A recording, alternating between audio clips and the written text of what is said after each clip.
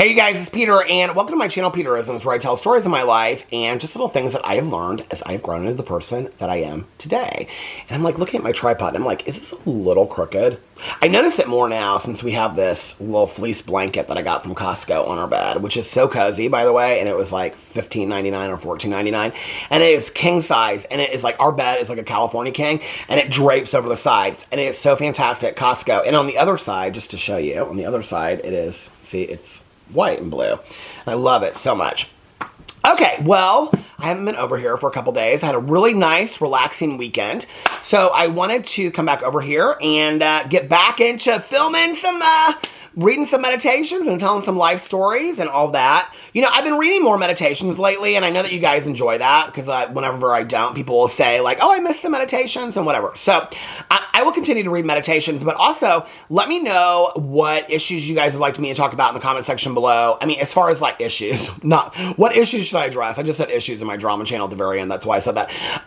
What topics you guys want me to cover? Like, if you guys want me to cover stuff about recovery or grief or marriage counseling or marriage or love or passion or self-concept or confidence or working through tough times, whatever you guys want me to talk about, please put it in the comment section below, and be specific kind of about it. Like, don't just be like marriage, you know, be like, oh, hitting the 4-year mark of your marriage, or, you know, like when this happens, or celebrating the good times. Because I think sometimes we always think about like topics and issues to discuss always have to be like negative things or problems that we have to fix, when that's not necessarily the case, right? So put those comments in the comment section below, and I will make those videos over the next couple days. Okay, let's get into today's meditations. I haven't even looked at them today. It is the 23rd of April, and let's see what Melody Beatty is saying to us today. Yes, now, when I say in my videos, like I have my fan right here, because I was just flipping my fan from my drama channel, and people be like, do you really like flip a fan? No, I use lip gloss, which I have right here, which I'll put a little bit on because my lips are a little chapped right now. I use lip gloss every single day. Not even when not just when I'm filming videos, but out and around, and I use lip balm and all that kind of stuff.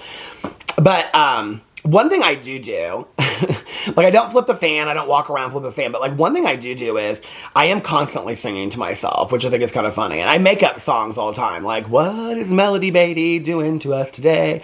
Or like I'll see Little Boo Radley and I'll be like, Little Boo Radley wants to take a nap.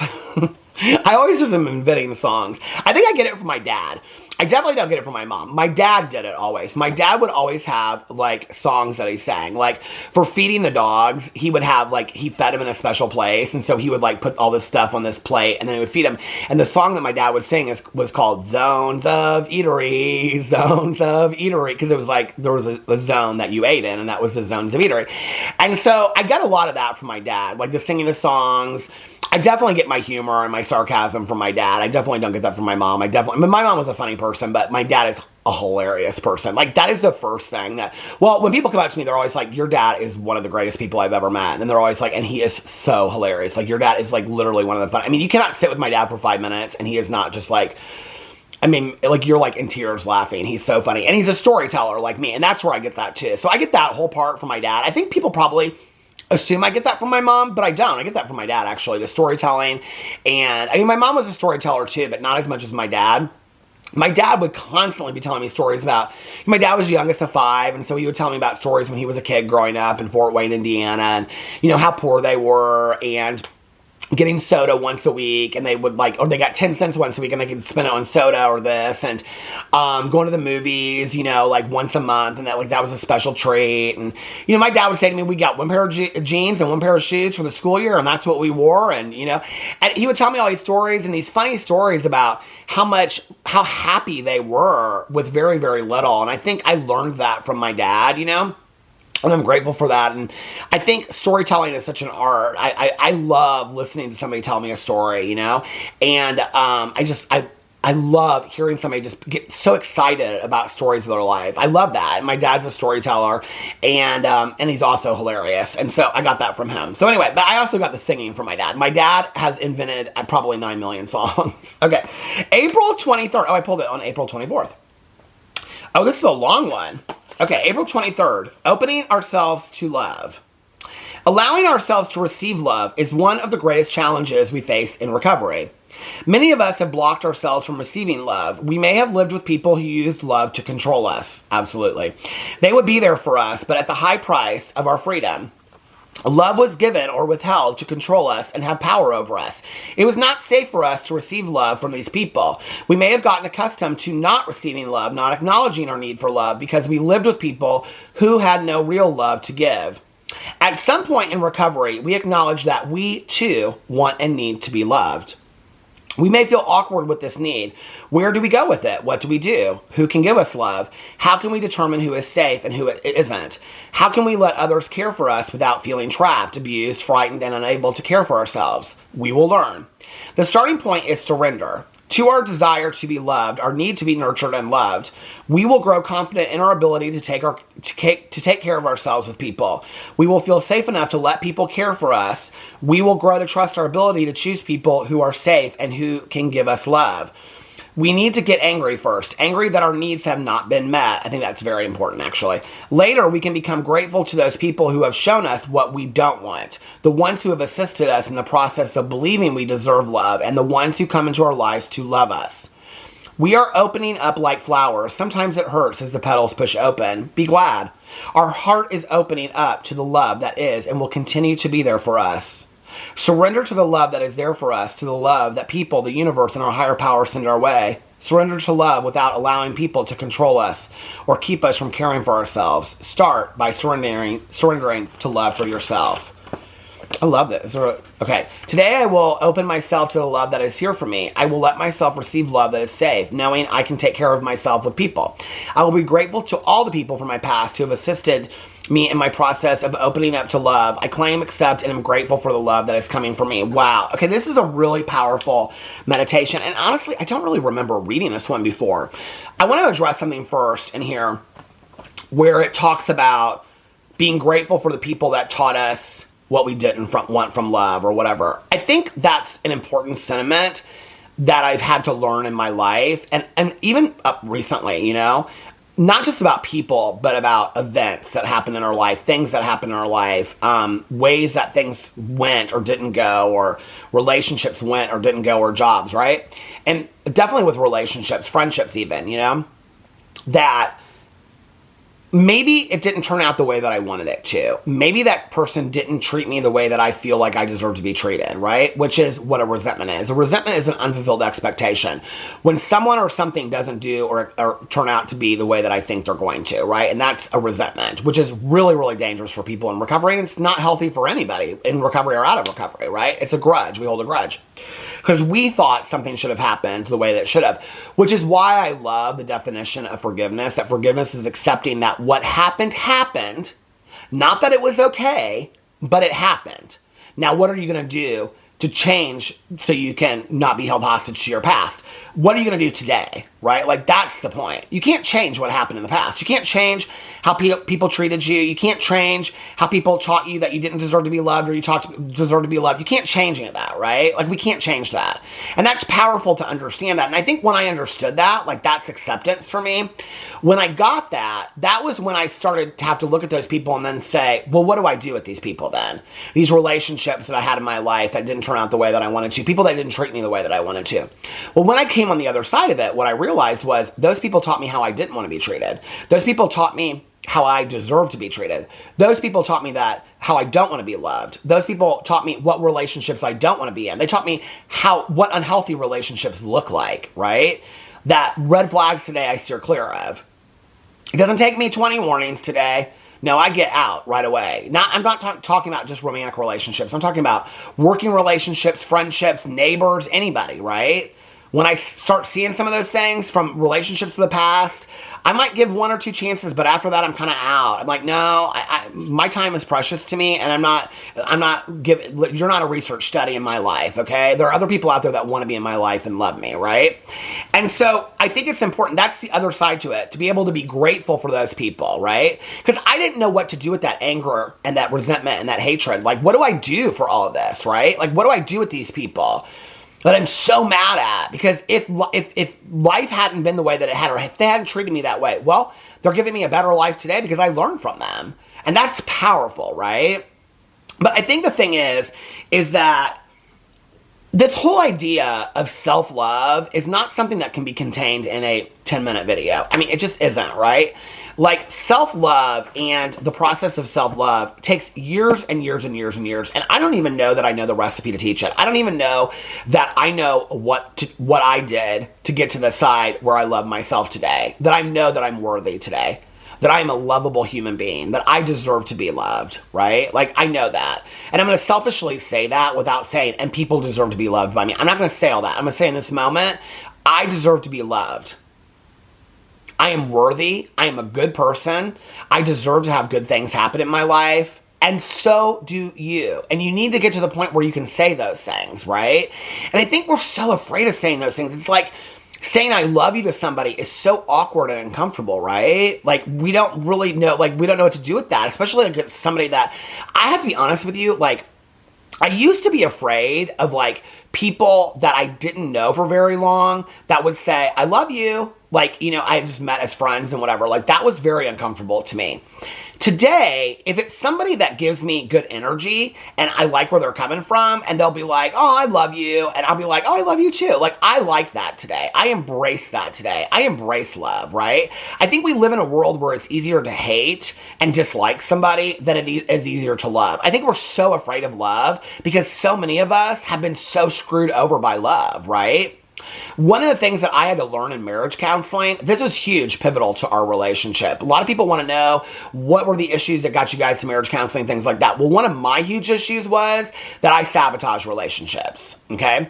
Because I was taught by so many people that loved me that they either would say they loved me, but they didn't show they loved me, right? And I'm not just talking about my childhood, that kind of stuff, right? One of the things that was difficult was growing up, and my mother, you know, was very like, I love you, and hug, and, you know, all that kind of stuff, and tuck me into bed on good nights. But on bad nights, it was scary. Love felt scary to me because I had to take care of her. And, you know, was worried about the drinking. And is she going to fall down the stairs? Is she going to burn the house down with a cigarette? Things like that, right? So that didn't feel like love to me. Like that, I didn't know what that was. That felt like conditional love, and it was scary.